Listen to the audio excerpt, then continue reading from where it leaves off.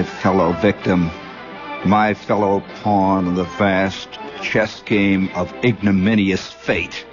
How is the ball bouncing tonight? Are your knees properly loose? Are the scabs still hurting, friend?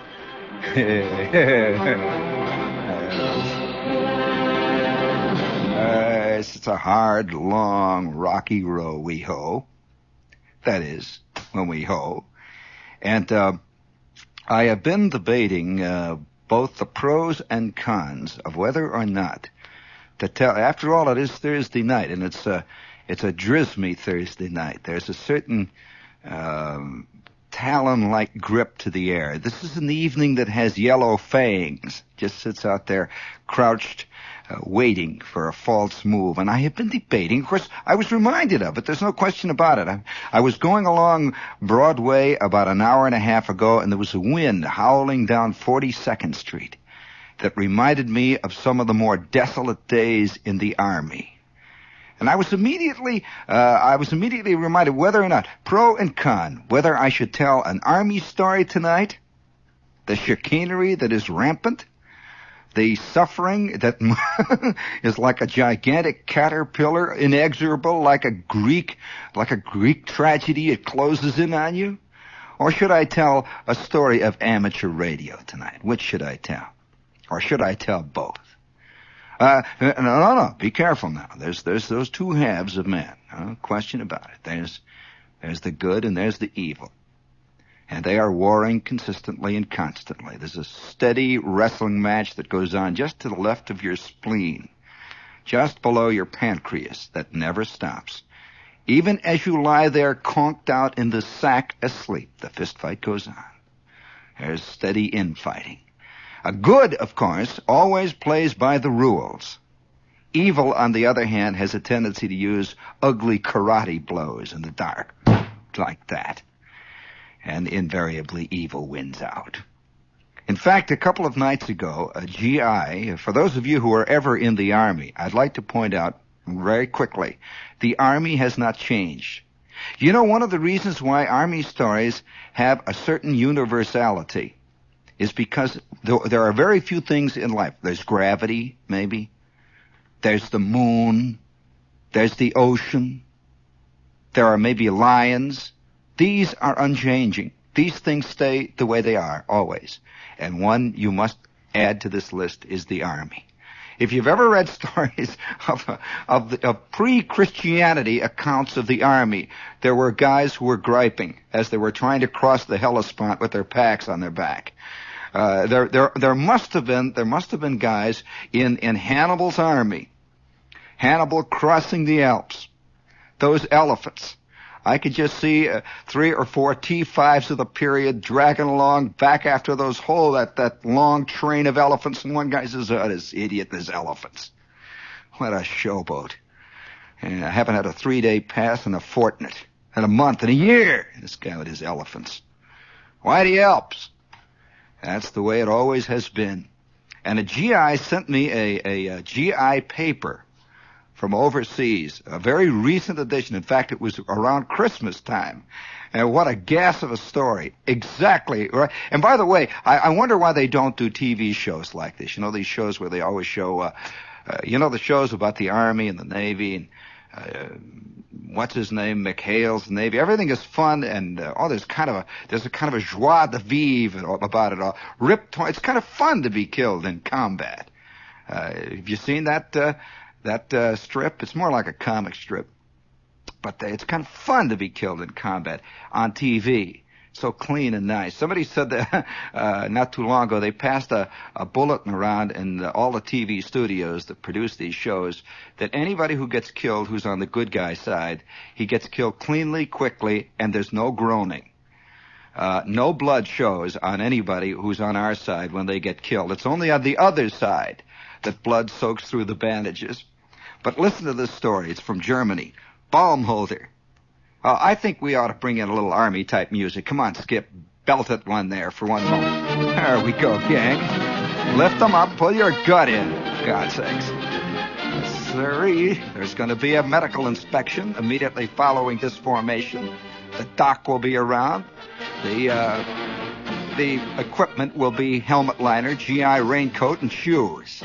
Get ready. Here we go. Balm holder. The captain swipes a Christmas tree. And by the way, the title of the article is GIs Blame Low Morale on Captain. That's the top lead story. The captain's... I'd like to meet this captain. Listen to him. The captain swipes a Christmas tree. He mounts an expedition into the boonies and illegally hacks the tree down. And when Captain Samuel Miller gets back to C Battery, 5th Battalion, 63rd Artillery, after taking his prize home, he openly brags about how he beats the law. This brings a round of Bronx cheers from his cannoneers. Sam is hard-nosed as all get out. An NCO complained. He's been making life miserable for us because he wants us to play it by the book, but when he pulls illegal deals himself, he laughs in front of the whole company. It sounds like Queeg at work.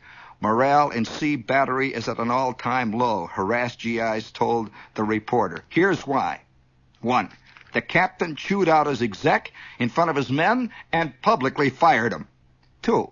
He promoted his personal Jeep driver, Philip Patterson, to Speed E4 under suspicious circumstances that had guys hollering favoritism and other things.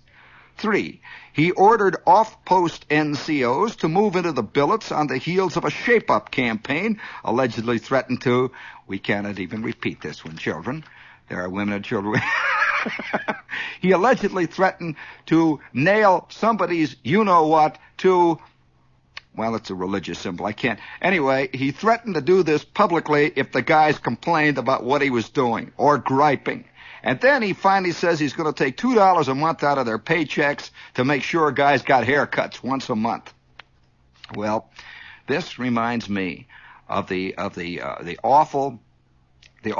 only time I, being in the Army and seeing almost an actual mutiny. Most of us, as we live in our civilian life, one thing about civilian life, we all know anger. We all know frustration. But it's kind of a private thing. When a guy is humiliated in the sales department, it's personal, you know. It's not the whole sales department. When a guy is humiliated in the mailroom, it's just one guy. But in the Army, it's like 400,000 guys can get humiliated all at once in one giant unit, and you can just feel this enormous wave. It's like a tidal wave of passion and anger that just rolls over the rocks. Well, I was in this outfit, old Company K, and we were going along. You know, all of us had been in the Army about a year. We had suffered the usual amounts of stuff, you know, the stuff that Sea Air Private Hargrove suffers through. KP, by the way, is never a source of anger in the Army, contrary to civilian misinformation. KP is just crud, you know, it's just work. Oh, boy. Oh, man, if there's any ex-GI listening tonight, how can you ever explain to a non-performer,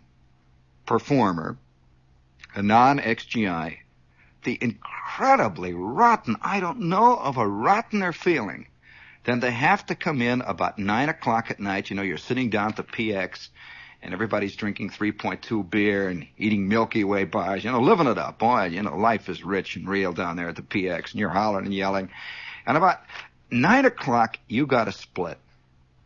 At about 9 o'clock, you begin to get that buzzing in the head, that sense of imminent boredom and just plain rottenness.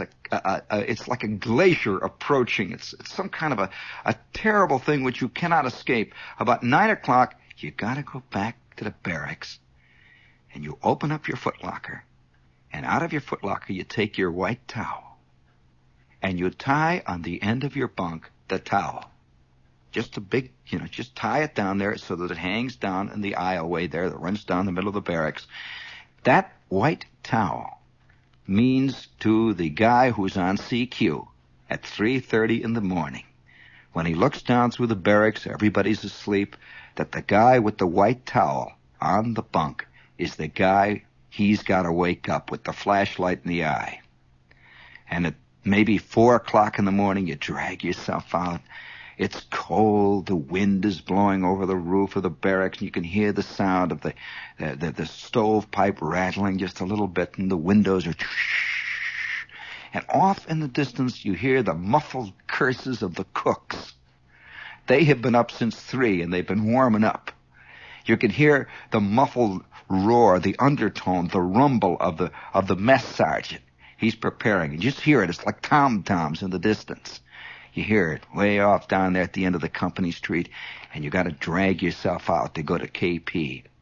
And you walk up the steps to the mess hall, and there's about 6 or 7 other guys standing there, tired, white. There is nothing whiter than a KP at 4:30 in the morning, standing in the yellow light bulb glare of the kitchen. Just white. It's like old farina, and you just sort of stand there, and you just feel circles and cuts and jagged lines under your eyes. And your eyeballs, by the way, consist of little ashes, little hot coals that revolve slowly counterclockwise in your head and bore their way into your brain. You stand there. Your tongue is thick, and it tastes like Lifebuoy soap. You stand there. Oh yeah, but it's a whole, and you have shaved. You see, you got to shave before you go on KP. This is one of those. You've had to shave before the hot water got hot. You shave with cold water, and there are strips of skin hanging down, Skip, hanging down over your KP. Just hanging down over your fatigue jacket, and you stand there in that cold, ugly yellow light bulb of a room, and you see the cooks.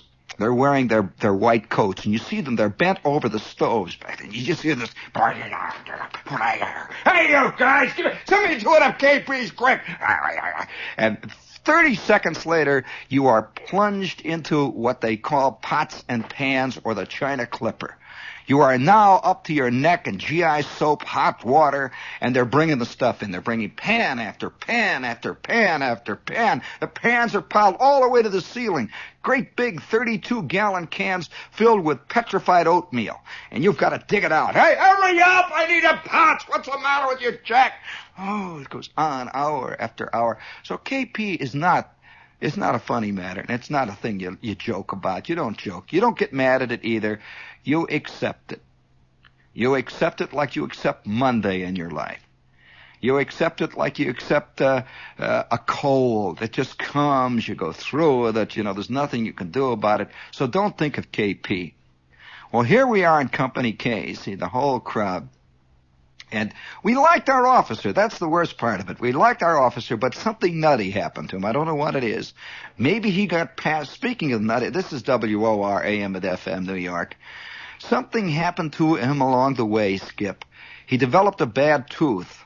I don't know what it was. You could almost see him changing. And he was kind of a thin, watery-looking man. And he had very sharp, nicely pressed clothes all the time. I imagine he slept in pressed GI underwear. Everything was pressed about him. Always clean. He had little bars that sparkled. I think they had batteries attached to him.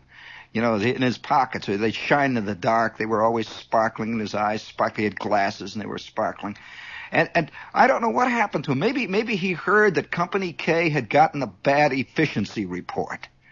Nothing is worse than having come drifting down from headquarters. Oh, what a gestunken outfit. Get on the stick, Mac. Well, he began to develop this strange thing of standing in front of our company and just looking at us. He would call us to attention and just look. Walk back and forth and look. It was very unnerving, It's like for years, your boss or something, and all of a sudden the boss is just looking at you as you walk past him in the hall. He just looks at you. His eyes follow you. You say, hi, Mr. Bullard. He says nothing.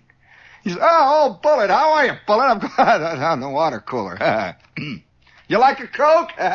Oh, okay. Wouldn't it be an awful feeling? He just looks at you with cold blue eyes. No expression.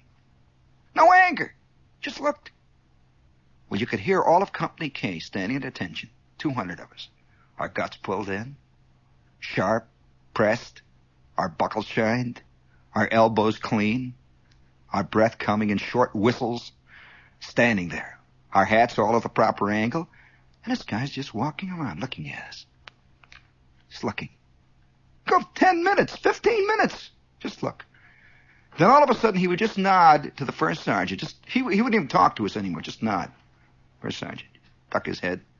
And the first sergeant would say, fall out. And we'd mill.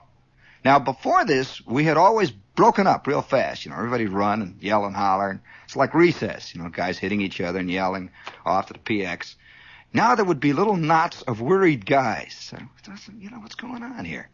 What is it? What is it? And everyone thought somehow it was me. You always feel this in the Army. Somehow that boom is going to fall. It's got to hit. I'm going to get it in the back of the neck. It's got to happen. And so Gasser's saying, he's an officer. He's an officer. No, he wasn't. He was a man. He just kept looking at us day after day. And then one day we shipped. We figured, this is it. This is it. We're going overseas. And we ride night after night in the train. We finally get to this next camp. And we put our stuff in the barracks, get everything all packed away. Everything is sharp and clean. And he calls a company formation. And he stood and looked at us. Not saying a word. Just walked around and looked at us. Now we're under new and alien skies. There is an unfamiliar battalion across the road from us. There is an unfamiliar company down the company street from us. And they're looking.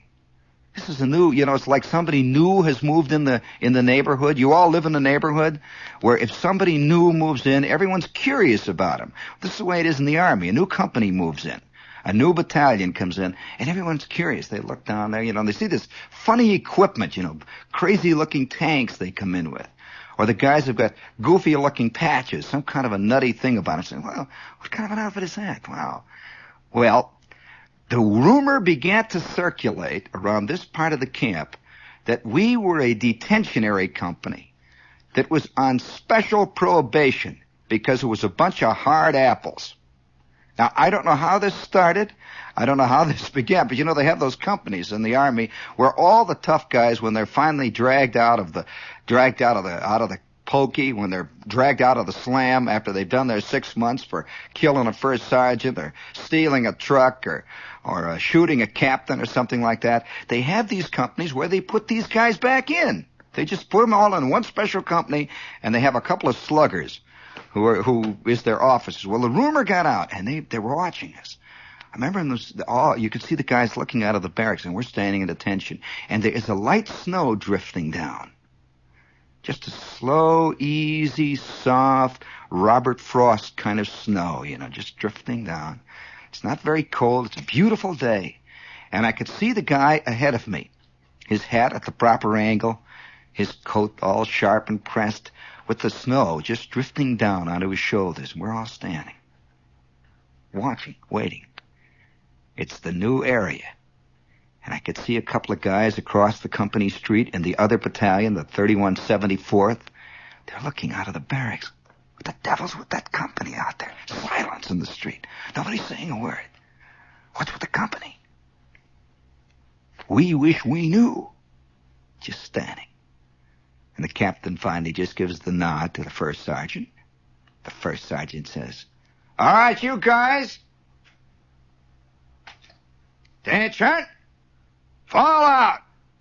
And he stands and looks at us without a single, our old ex-friend, just looks and stands. Well, that night there was a notice appeared on the bulletin board that there would be no leaves for 3 weeks. We were detained and we were to be kept in the company area for... Do you know what it's like to be in the company area for 3 weeks, friend? That's like if somebody came to you and said, you are going to be locked in the John for the next 6 months. You ain't getting out. You're just going to stand in there. That's it. And all your reading matter is going to be supplied by the Scott Tissue Company. Nothing else. That's it, man.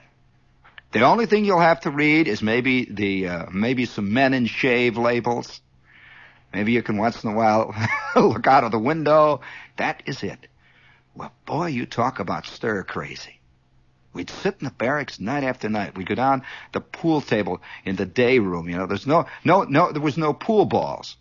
All we had were 2 cues and a pool table. I tell you, guys would take rolled up pieces of paper and play pool with it, that kind of stuff. We had 1 ping pong paddle. 1. You ever tried to play a game with one ping pong paddle? Guys are hitting it with their hand. The other guy's got the paddle, you know. He's using it left-handed. He's right-handed. We worked out all kinds of schemes to handicap, you know. They played craps. We had one dice, you know, that kind of thing. No money, of course. We'd been redlined for about 4 months. No money.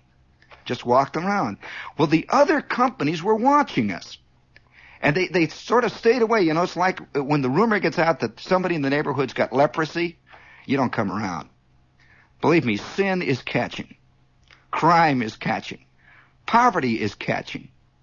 Bad company officers are catching. Rottenness is catching. So you don't do it. You don't come around, you know. And guys would make a big berth right around our company. You see them. They'd look, walking around, looking. Remember, we can't get out of the company area. We can't even go to the PX. You know what that means? No Milky Ways. Nothing. No milk, nothing. You just sit there night after night, you know, on your bunk. And fist fights would break out. Somebody just get up and say, "Oh, yeah!" Nothing's been said. He goes down and hits a guy in the mouth.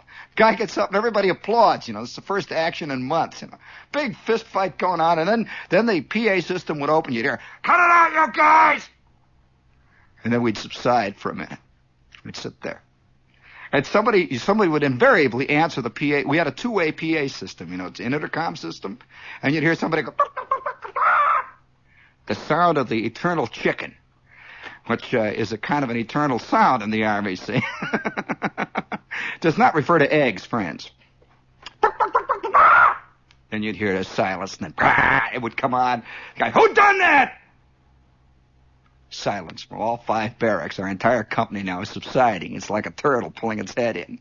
And then from barracks 3 down here, you hear way in the distance, "All right, you guys, I'm coming down there," was the first sergeant. And then you'd hear him walking along the duck boards. Clunk, clunk, clunk, clunk, clunk, clunk. He'd stop and he'd look in. He'd just glare. "Smart guy!" Boom. He'd slam the door to the next one. Well, we sat. 1 week went by. Do you know the terrible torture of watching the entire camp going on a weekend leave? You can see them going past. You know, the guys are all dressed up, and they got their DOP kits with their shaving kits and yelling and hollering. And when you see the buses going, and us with red-rimmed eyes are just staring out at the gray sky, and the snow is drifting down. Company K had bought it. Company K was getting it you know where. And you know what it was getting. And we just sit there and watch. And I remember the big thing of the week was the time we had eggs. We had eggs for breakfast one day. That became a tremendous, exciting thing. We rushed down there Sunday, they had eggs for us. Everybody eats eggs like mad and goes back and sits again. Watches. How would you like the most exciting thing to happen to you in 3 weeks was to decide finally, at long last, after 2 years in the Army, you're going to do this. You go to the only way you could get out of the company area was to go to chapel. Holy smokes. You never saw so many guys all of a sudden get religion. I mean, just to get away from those crummy barracks, you know, and everybody's sitting down there, and we're all of a sudden in chapel, and they had a rule down there that if your company was under company detention, you had to go with one of the NCOs to make sure you came back in a body. So here, can you imagine sitting in chapel, and sitting behind you is the staff sergeant with his arms crossed, just watching. Nobody's going to make a break, boy. There's not going to be any ad-libbing in the hymns down there, you know, this stuff. And so we're all sitting there, and the only sound that we'd make was something like, "Bringing in the sheaves, bringing in the sheaves." We sit in the snow, keeps drifting down. And the chaplain gets up there, and he gives a brief prayer, and then his sermon would always be something like, "Making the best of a difficult life." They always had that sermon in the Army. To realize that you are doing a great thing for humanity. And I want all of you to go back to your company area, men. I want all of you to look deep down inside of yourselves. Realize the great opportunity you have for not only serving your Creator, but you are also serving the people of this blessed United States. And all of us are saying, yeah, and that nut Captain Cherry. That nut, too. Don't forget him, chaplain. Don't forget him. And one after the other, we'd go in always, immediately after chapel, and apply for our TS slip. Well, now, you don't know what that means. Well, that means going to the chaplain and telling him your troubles. And the chaplain would just sort of smile at you like a bowl of Jell-O. He'd just sit there, he was a captain, he had it made, He'd sit there and always with him there were two chaplain assistants. They smiled like small bowls of Jell-O. And they'd all three of them sit there, and in the background someone would be practicing on the wind-driven organ. And he said, well, now, son, just tell me what the trouble is. He said, well, I can't get out of the area. I don't know what it is. I'm sitting down in the barracks. I'm getting fed up with it, chaplain. Well, the ways of God and the Army are sometimes difficult to understand, son. Yeah, I know. You represent God, Cherry represents the Army, and both of you are sitting there, with that smile on your face. And you go back out into that cold company area with the snow drifting down gradually. Well, one other week goes by. See, now it's 2 weeks, and the guys are really getting out of there. Oh, boy, talk about stir crazy. It's Monday. Now it's Tuesday. Day after day is dragging by like some ancient animal with 3 legs. It's now Wednesday. Now it's Thursday, and everyone is wondering, are we going to at last... This is inhuman. This treatment it goes beyond cruelty. It becomes nuttiness at this point. And sure enough, late Thursday night, after a 25-mile forced hike in the snow, 25 miles we came back. We are now gaunt. Our ribs are sticking out through our fatigues. Our battle jackets are crusted with frost. Our eyes are glazed and angry. And our fangs are long. And up ahead of us is the captain marching. We're coming back. Have you ever marched behind a nut?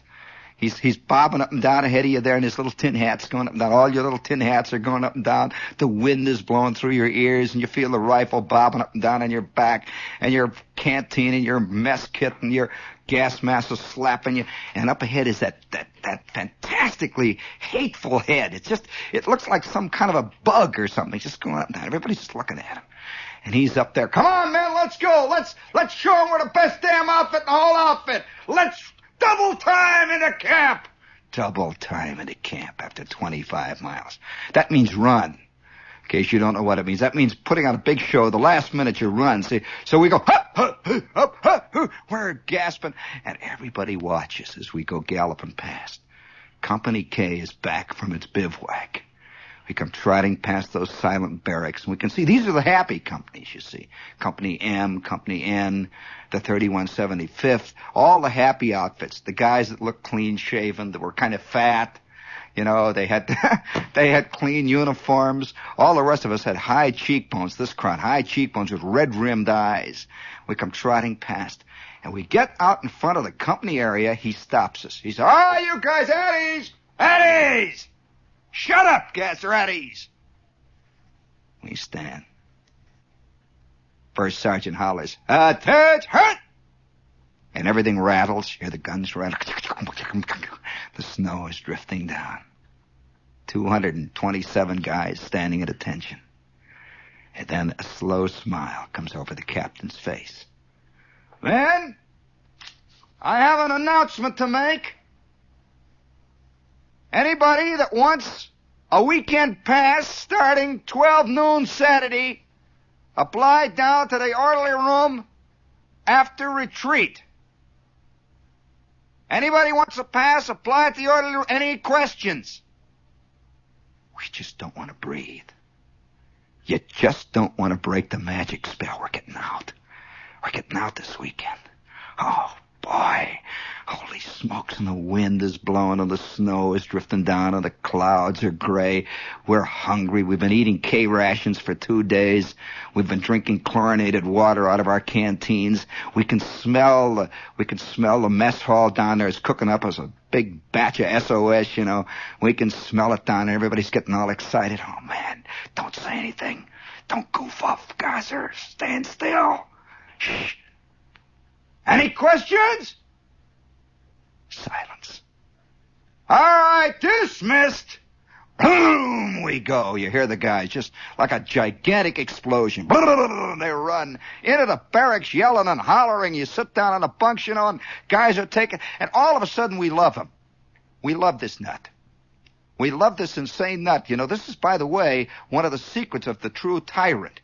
Give them nothing for 100 years, and then you give them one small lump of sugar, and they'll lick your boots for 10 million miles. Believe me. We love this. Oh, he was just kidding for 3 weeks. Let me tell you, boy. Boy, he sure shaped us up, didn't he, Mac? Oh, yeah, wow. Well, everybody is just a fantastic moment of joy, just wonderful outflowing of it all, you know. And so we stand out there tall and straight for retreat. Everybody's in his Class A uniform. For the first time, you really feel great, you know. Just feel you're 17 feet tall. And they give us this thing, and the flag goes up, and everybody salutes, and the cannon booms, and we all split. We're sitting down in the mess hall now, eating the old SOS and the bread, and drinking the coffee, and yelling and hollering, and guys are eating the Jell-O. Boy, it's like all Funsville again. And you should have seen the crowd. They pour out. They eat in about 30 seconds, and they're all lined up in front of the orderly room now, applying for the pass. The whole company, to a man, is out there in front. Each one of us, we arrive up at the desk. He says, give your name, rank, and serial number, Mac. All right, Shepard, J.P., Corporal, 160988946. All right, pass. Okay, put you down here. That's 146. Yeah, right. Okay, T5. Right. One after the other. We go down the line. Every last guy. Well, it was like sleeping before Christmas. You wouldn't believe it. It was like Christmas time, you know. And everyone is all excited. Friday just goes by on wings of song. You know, you're knee deep in the grease pit, and you're singing Noel. You know, you're singing happy birthday songs, knee deep in crud, and boy, it's all wild and great. Saturday morning dawns bright and clear, and the captain is having a barracks inspection. Now, I don't know whether you know anything about this, but a barrack, can you imagine a guy coming into your pad every Saturday morning, a maniacal nut?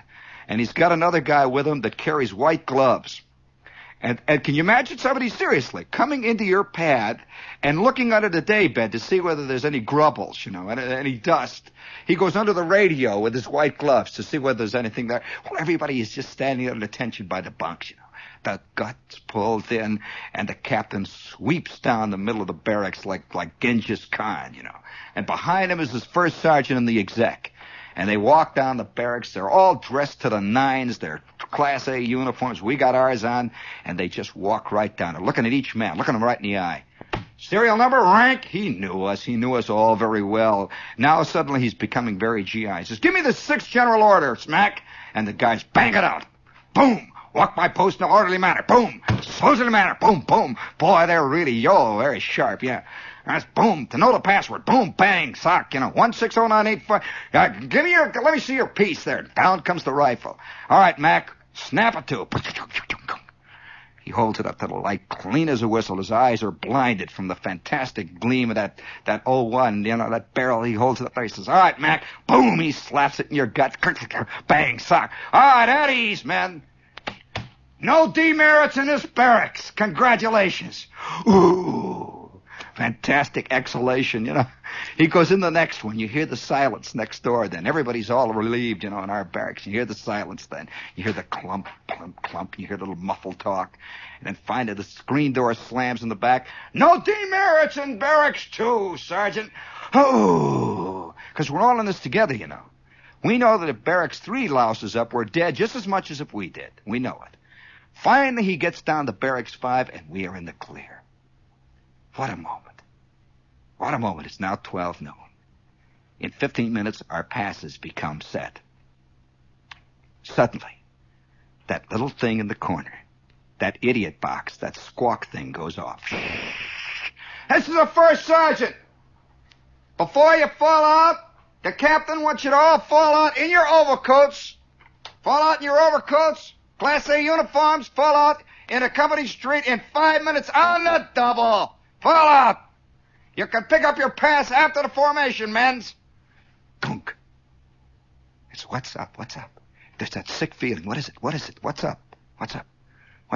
Oh, well, he just wants to see whether we brushed our hair, you know. Everybody's putting on his coat. The big overcoat that they wear in the armies, everyone's putting on this coat, and the snow is drifting down. It's a beautiful, beautiful, beautiful day. Everybody's, has got his eye on the big town. He's thinking of chicks. He's thinking of the USO, all the big stuff. He can hardly wait. And we all fall out one after the other. The guys begin to gather. Sure enough, 2, 3, 4 minutes now, the entire company is out there. And other guys, we can see them across in the other barracks. They're already leaving. They got their DOP kits. We don't care, We're going, all dressed up. And then the whistle. All right, attention! And we stand at attention. Now remember, we are all dressed up now, like in the movies. This is the first time. All dressed with our sharp new hats on, and our OD shirts and our ties, our uniforms, our buttons. And we are all wearing our overcoats. And we're waiting to see what's going to happen. The captain walks out of the orderly room. He's dressed magnificently. Have you ever seen an officer in full flower? Well, let me tell you this. When you're a GI, officers' clothes look like it's made out of gold and silver. Their pants even look different. You know what I mean. Everything looks different.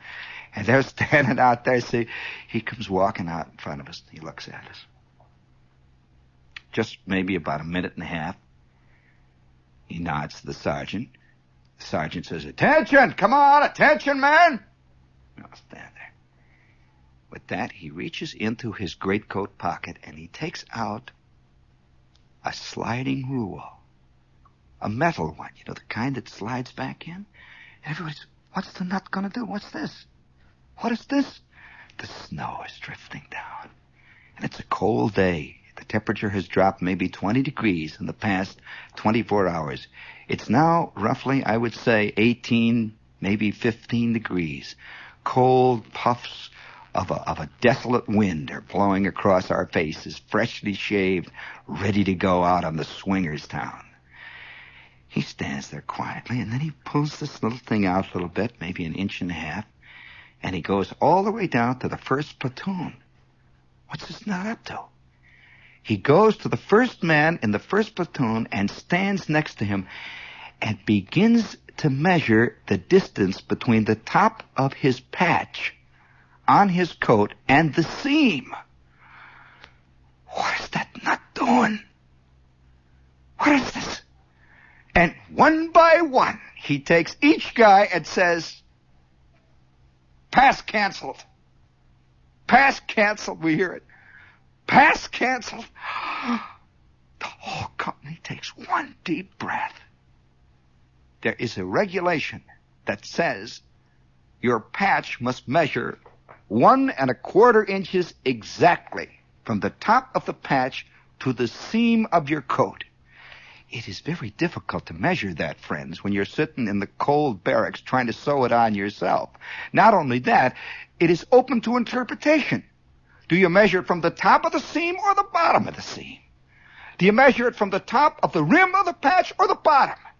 And the captain was making his own interpretation each time. 227 men, and not a man had a 1 1/4 inch hiatus between the patch and the seam.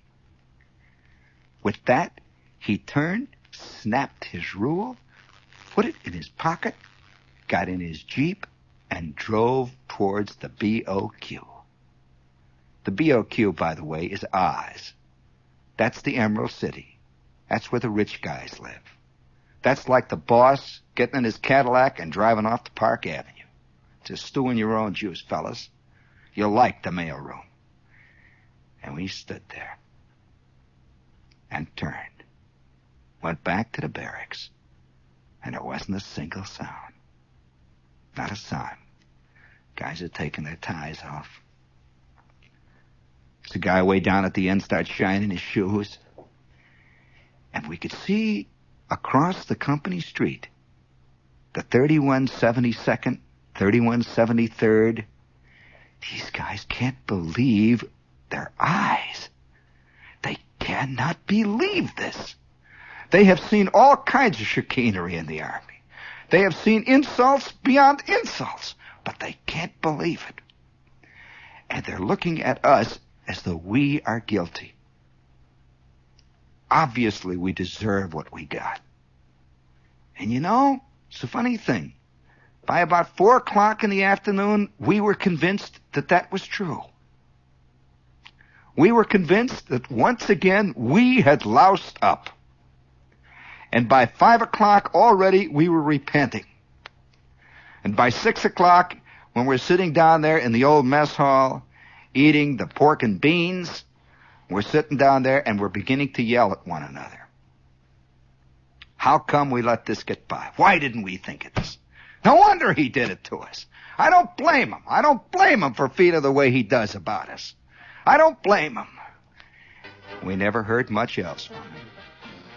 Not much else from Captain Cherry. Tuesday of that week, he was transferred out. By Wednesday, we were all on a boat.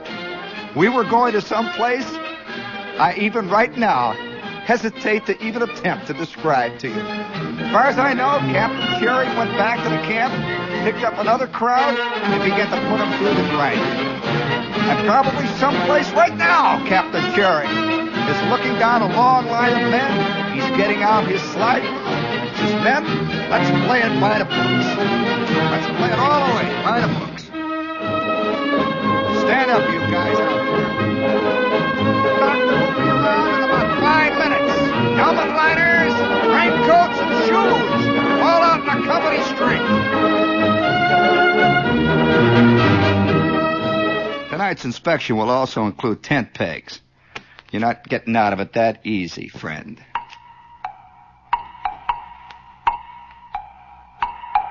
Miller High Life in pop and pour cans. Distinctive Miller High Life in pop and pour cans. Just pop and pour Miller High Life, the champagne of bottled beer. No opener needed. And inside every can, enjoy the hearty yet light goodness of Miller High Life. Brewed from a century-old recipe, only in Milwaukee. Miller High Life always gives you that perfect taste in beer every time. Always a bright, clear taste. Unequaled, unquestioned, unchanging. Now you can enjoy refreshing Miller High Life in pop and pour cans. Pop and pour Miller High Life. Always sparkling, flavorful, distinctive. Now in pop and pour cans. You know, speaking, I haven't thought of Saturday morning inspections in a long time. But one of the absolutely great moments that I've ever seen in a Saturday morning inspection came when an officer, he's walking along the barracks with all of us standing there at attention with our gut pulled in. We can't even breathe, you know, trying to keep everything under control. The officer is walking right down the middle of the barracks, very cool, calm, not a sign of an emotion about him. When suddenly, about 3/4 of the way down through the barracks, he stops, does a left face, walks between two bunks, and kicks a guy's barrack bag. He just goes, pow! He kicks it like a football, and you hear something go, crunch! And it begins to drip. It begins to drip. And you can smell old Hennessy. It's just like the unflowering of a great garden, old Hennessy. Doesn't say a word. He just walks right on out, and we know we ain't getting out for another week. Nobody says a word.